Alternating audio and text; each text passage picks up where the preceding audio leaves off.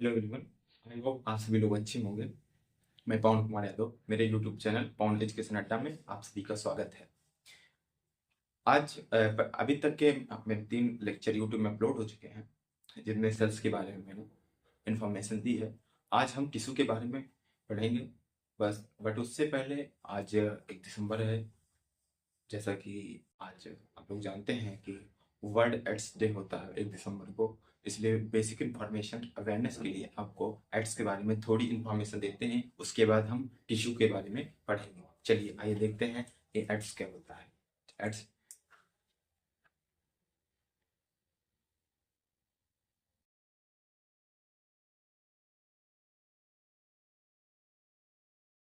Ads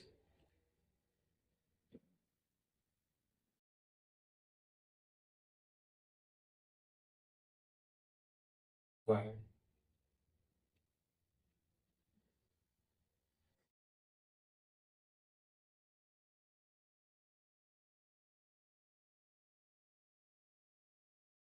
क्या acquired immune deficiency syndrome.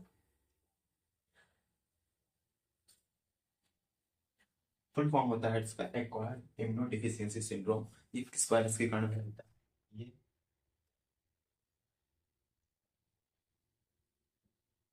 Human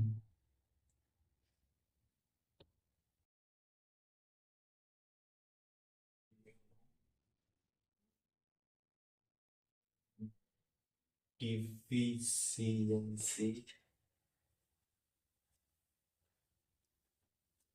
human immune deficiency virus, इसको कोष्टक में HIV, ये एक्वायर्ड इम्यूनोडिफिशियंसी सिंड्रोम होता है एड्स का फुल फॉर्म। और ये HIV ह्यूमन इम्यूनोडिफिशियंसी सिंड्रोम के कारण फैलता है। अब एड्स के बारे में बेसिक इंफॉर्मेशन आपको दे दूं कि एड्स का जो फर्स्ट केस रिपोर्टेड किया गया था, ये आपके साउथ अफ्रीका से रिपोर्ट सॉरी हाँ अफ्रीका से रिपोर्ट किया गया था, जिसमें साइंटिस्टों ने मंकी से ये केस रिपोर्ट किया गया था। एड्स का फर्स्ट केस जो था। और वर्ल्ड एड्स डे 1 दिसंबर को मनाया जाता है, जैसे कि आज 1 दिसंबर है। एंड आगे अगर बात की जाए एड्स के बारे में, तो एक इसका इंक्यूबेशन पीरियड जो होता है, एक समयावधि होती है। ठीक है, एक करेक्टली तो नहीं कह सकते, बट इंक्यूबेशन पीरियड आपको बता देते हैं।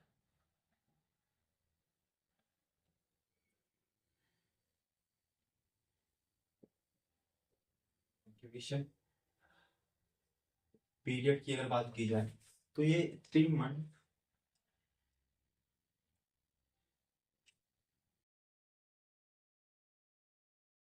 9 मंथ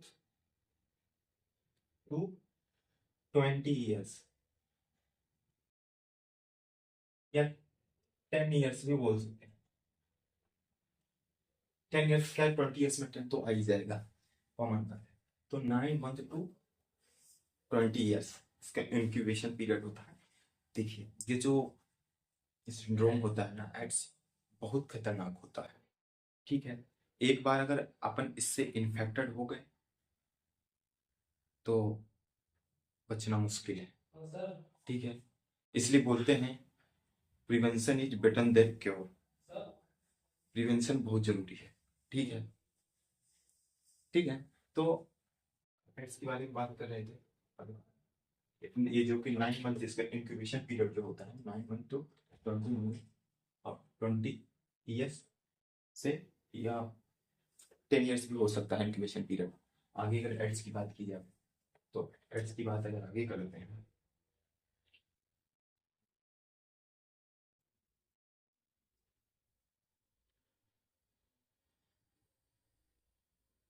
इन्फेक्शन की बात करते हैं। इन्फेक्शन कॉज, इन्फेक्शन कॉज की बात अगर करते हैं अपन, इन्फेक्शन कॉज की अगर बात की जाए, तो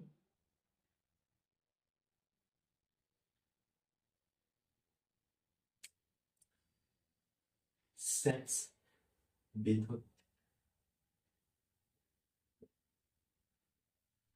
मल्टीपल पार्टनर। देखिए, इन्फेक्शन की बात की जाए अगर, it's sex with multiple partners, कई पार्टनर के साथ सेक्स के दौरान फैल सकता है। केवल यही बस नहीं है, और भी है, देखिए। इन्फेक्शन occurs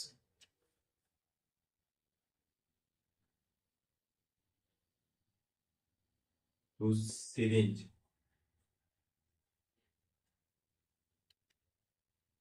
syringe हो गया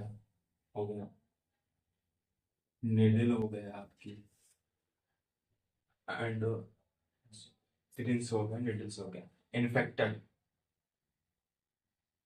यहाँ पे आपका इन्फेक्टेड होगा।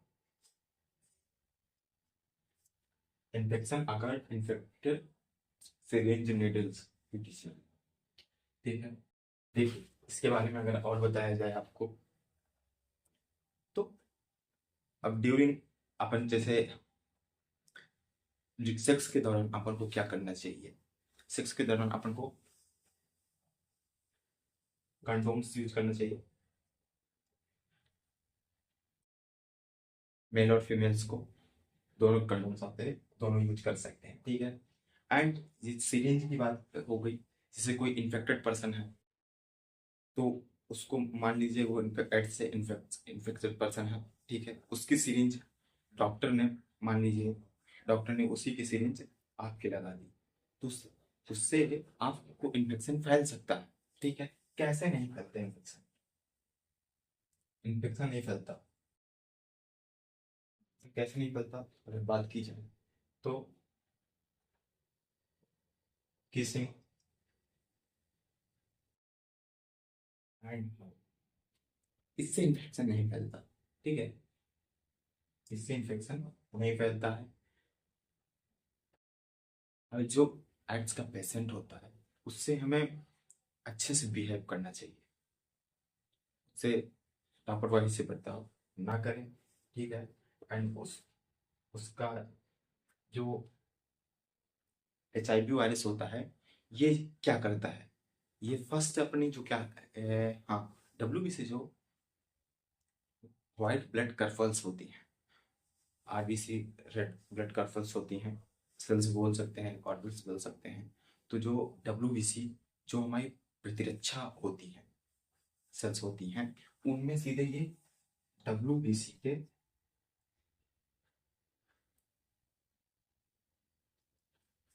टी लिम्फोसाइट्स होती हैं, लिम्फोसाइट्स, जो टी लिम्फोसाइट्स होती हैं, उनको सीधे ये क्या करता है, धीरे धीरे उन्हें कमजोर कर देता है, टी लिम्फोसाइट्स को घटा देता है।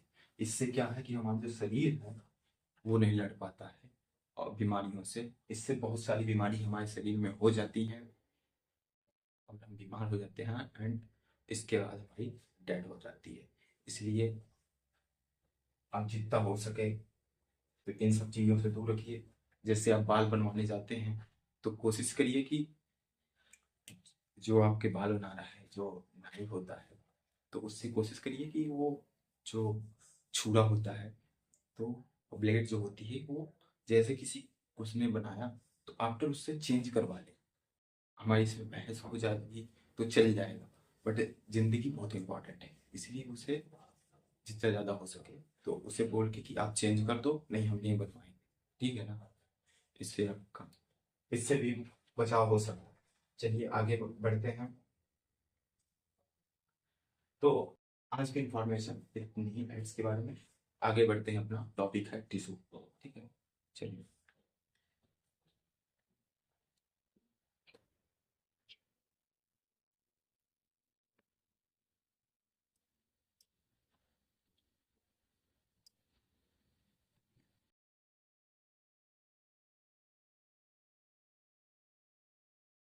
टिश्यू की बात की जाए, टिश्यू को हिंदी में उर्दू बोलते हैं,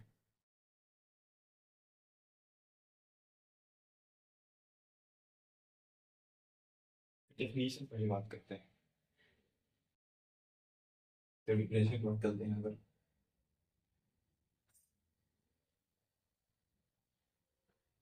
ग्रुप ऑफ सेल्स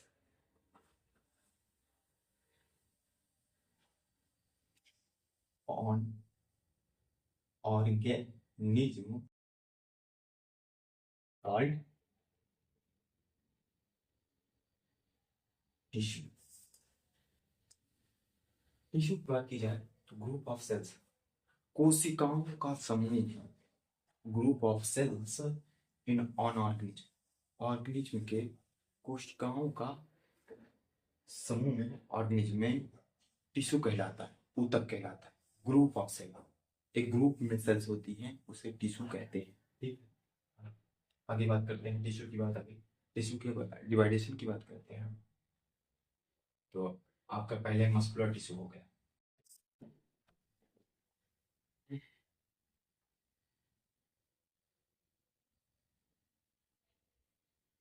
मस्कुलर हो गया, मस्कुलर टिश्यू हो गया, फिर न्यूरल टिश्यू हो गया। ठीक, न्यूरल टिश्यू के बाद हो गया कनेक्टिव टिश्यू हो गया, कनेक्टिव टिश्यू हो गया। ठीक है, कनेक्टिव टिश्यू के बाद एडिपोज, एडिपोज। बात करते हैं मस्कुलर टिश्यू। मस्कुलर टिश्यू जो होता है इसमें क्या होता है, पहला तो इसके अगर देखा जाए ये, हाँ, वॉलेंटरी होता है। दूसरा क्या होता है, इनवॉलेंटरी होता है। और क्या होता है, कार्डियक होता है। ठीक है, कार्डियक होता है। Muscular tissue voluntary, involuntary and cardiac होता है। ठीक है, अब वॉलेंटरी की मतलब इच्छा के अनुसार, इनवॉलेंटरी का, वॉलेंटरी मतलब रेखित, इनवॉलेंटरी अरेखित, कार्डियक मतलब हृदय हिंदी में। न्यूरल की बात की जाए तो इसमें आपका न्यूरॉन्स, न्यूरॉन्स क्या बोले तो ब्रेन, ब्रेन आता है। कनेक्टिव टिश्यू की बात की जाए तो इसमें ब्लड आता है, लिम्फ आता है। ब्लड लिम्फ के बाद क्या आता है,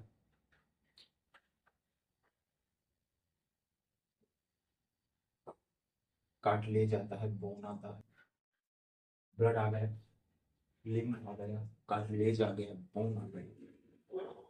इसको एक तरह से मज्जा बोलते हैं, बोन आपकी असली हड्डी हो, लिम्फ हो, इसको सॉरी बोलते हैं, लिम्फ हो गया, लिक्विड होता है। ब्लड हो गया, ब्लड भी आपका लिक्विड होता है, आरबीसी का वर्ड। ठीक है, तो एडिपोज टिश्यू की अगर बात की जाती है तो एडिपोज टिश्यू क्या होता है, इसको हिंदी में उपकला बोलते हैं, उपकला। कोशिश करिए कि इंग्लिश में ही याद करें, हिंदी उपकला, एडिपोज। अगर इसमें देखा जाए तो फैट होता है एंड एब्डोमेन, फैट हो गया, एब्डोमेन हो गया एंड रिंकल्स, रिंकल। देखिए बात करते हैं, अगर बात की जाए इसमें हिंदी में बोला जाए ऊपर, इसकी इंग्लिश आप देख लीजिएगा, ऊपर। ऊपर जो होता है कैमन। चलिए बात करते हैं हम मस्कुलर टिश्यू। पहले टिश्यू की हमने बात की, ठीक है, टिश्यू की बात की, पहले मस्कुलर टिश्यू की बात की, ठीक है। उसके बाद क्या है, न्यूरल टिश्यू की बात की, न्यूरल के बाद कनेक्टिव टिश्यू की बात की, कनेक्टिव टिश्यू की बात की, आपकी एडिपोज टिश्यू की बात की। एडिपोज को आपको कलर टिश्यू भी बोलते हैं, मस्कुलर को मस्कुलर टिश्यू बोलते हैं, न्यूरल को तंत्रिका टिश्यू बोल सकते हैं, इसका एग्जांपल ब्रेन होता है। कनेक्टिव टिश्यू हो गया आपका, एडिपोज टिश्यू हो गया। मस्कुलर टिश्यू के बाद वॉलेंटरी, इनवॉलेंटरी एंड कार्डियक हो गया। ठीक है, न्यूरल टिश्यू की बात आ गई तो इसमें हो गया न्यूरॉन्स एंड ब्रेन्स आ गए, एक एक ये दोनों सेम है। कनेक्टिव टिश्यू में ब्लड हो गया, लिम्फ हो गया एंड कार्टिलेज हो गया, बोन हो गया। ठीक है। तो इसमें हो गया फैट, हो गया एब्डोमेन, हो गया रिंकल। रिंकल मैंने हिंदी में लिखा जाए तो झुर्री। झुर्री देखिए, अब मैं बात, अब इसको एक तीनों को एक्सप्लेन कर दूंगा। ठीक है। टिश्यू की बात है, group of cells on organism called tissue. ठीक है। मस्कुलर टिश्यू, वॉलेंट्री मसल्स वो होती हैं जो हमारी इच्छा से चलती हैं। मान लीजिए उसे हिंदी में रेखित कहते हैं। जो हमारी हाथ है, हैंड अपना, मेरी इच्छा से ऐसे किया मैंने तो इच्छा से, ऐसे किया इच्छा से। इनवॉलेंटरी जो हमारी इच्छा से नहीं चलती, उन्हें अनैच भी कहते हैं। ठीक है। जैसे कि आपका हर्ट हो गया, ठीक है, क्योंकि अगर वो हमारी इच्छा से चलेगा तो पता चले कि रात में हम सो गए तो कोई फिर वहाँ सो गए तो हमारा काम हो गया। ठीक है। तो वो नहीं होगा। अब कार्डियक मसल भी, हेडेक, हेडेक मसल्स भी होते हैं इसको, कार्डियक मसल्स। ठीक है। अब ब्रेन, ब्रेन का क्या है कि जो न्यूरल टिश्यू होता है, इसमें जैसे आपके मेमोरी हो गया, इंफॉर्मेशन कलेक्ट समय किसी में मेमोरी में आ गया। ठीक है। और क्या ब्रेन में, ब्रेन की बात की जाए अगर, और क्या होता है ब्रेन में,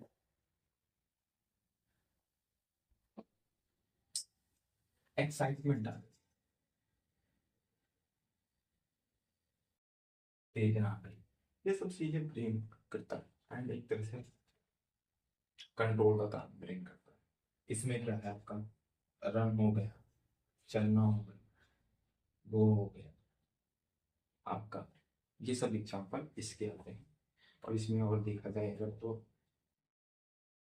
चलना हो गया और किसी कार्य का करना, एंड सीधा रहना मसल्स का कार्य होता है।